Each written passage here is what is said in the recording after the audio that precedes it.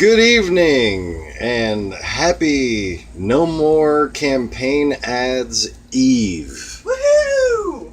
Yeah, woo! Welcome. Bring on the We're Moving to Canada posts.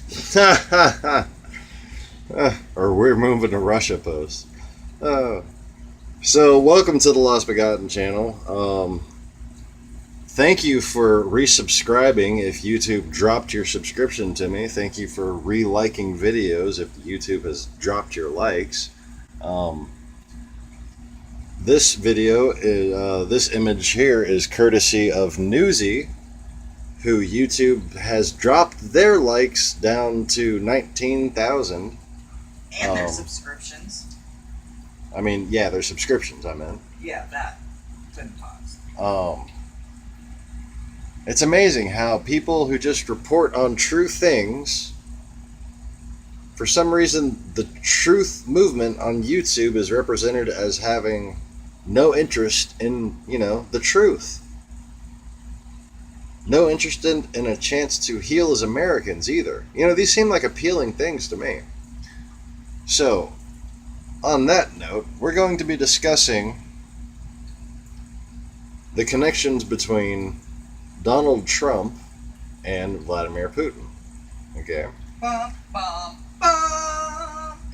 And the reason why is the same reason I'm asking you, please share this video, post this video on as many places. Just spam the crap out of this video tonight, okay?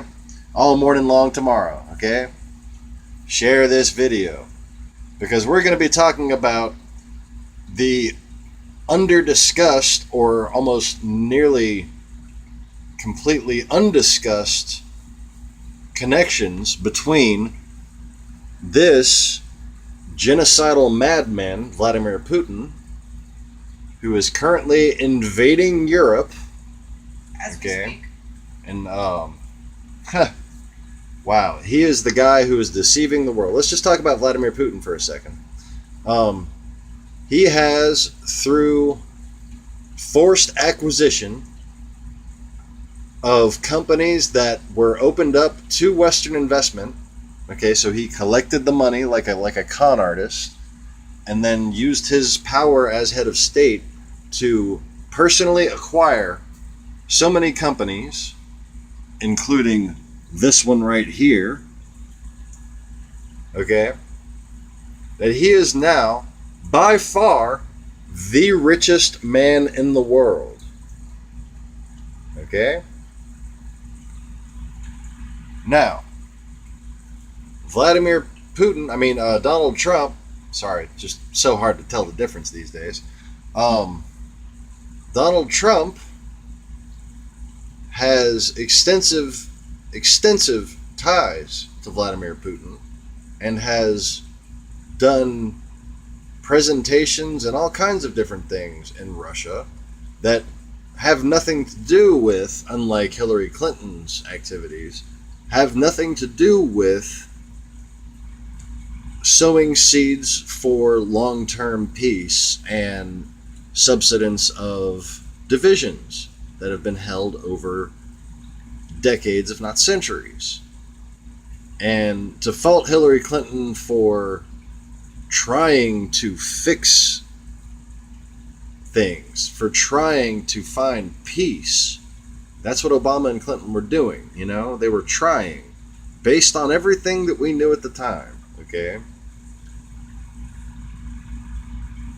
But see, why I need you to share this video is because CNN and, to a certain extent, even MSNBC, obviously Fox News, have dropped the ball and failed to cover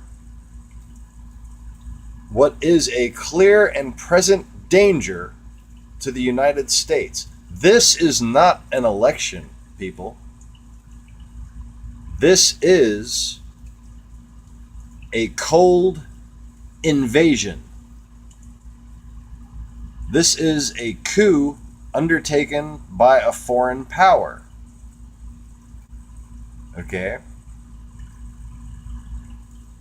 And the real reason why Donald Trump hates Hillary Clinton can be summed up in one word: Benghazi.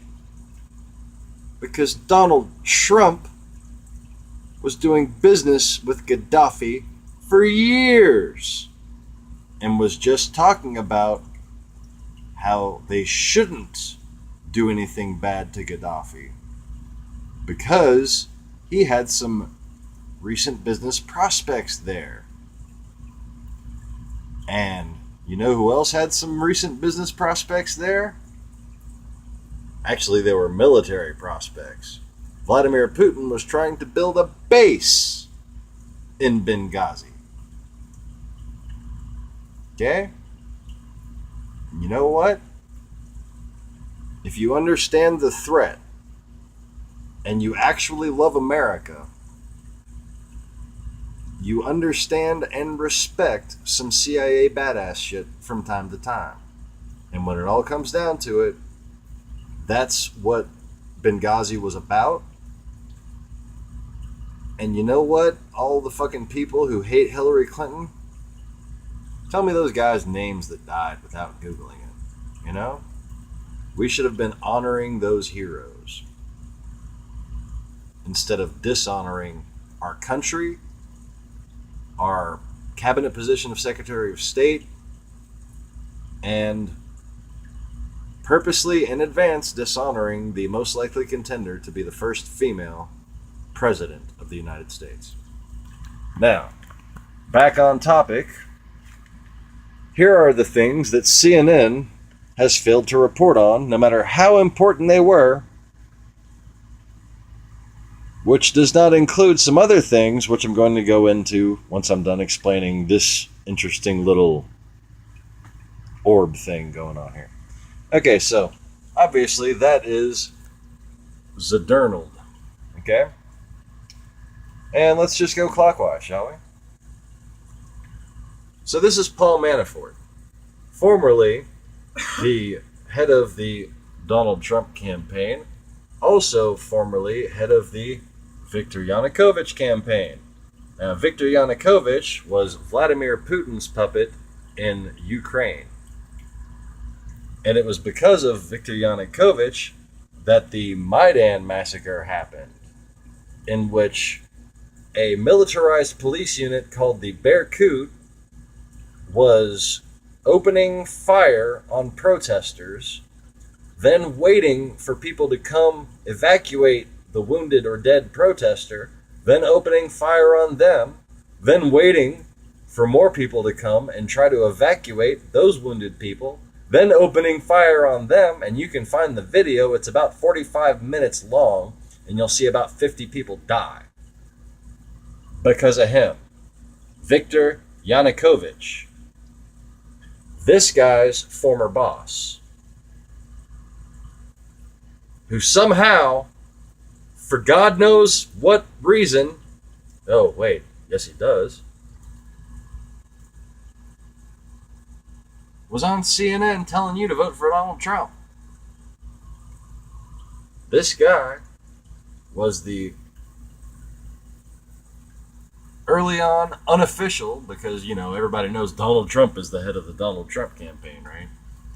But this guy was the main advisor and obviously the most competent spokesperson for early on for Donald Trump. So, other people that are very influential with top advisors of the Donald Trump campaign who no longer work for him, or technically never did work for him. Carter Page, okay? Carter Page, former executive to Gazprom.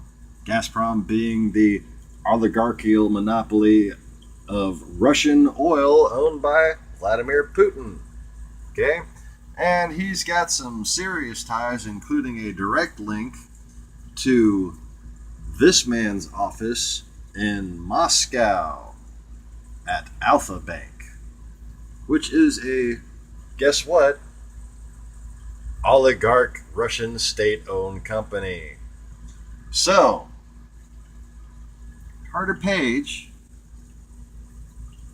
had basically a direct line tunnel from his computer to this guy's computer. They were both executives at Gazprom, and now this guy runs this guy's bank.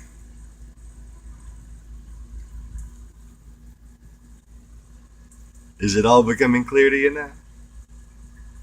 So, moving on. That could just be conjecture, right? That's silly. What proof do you have? Well, how about Donald Trump Jr.? See, Donald Trump Jr. is on video saying that Russians make up a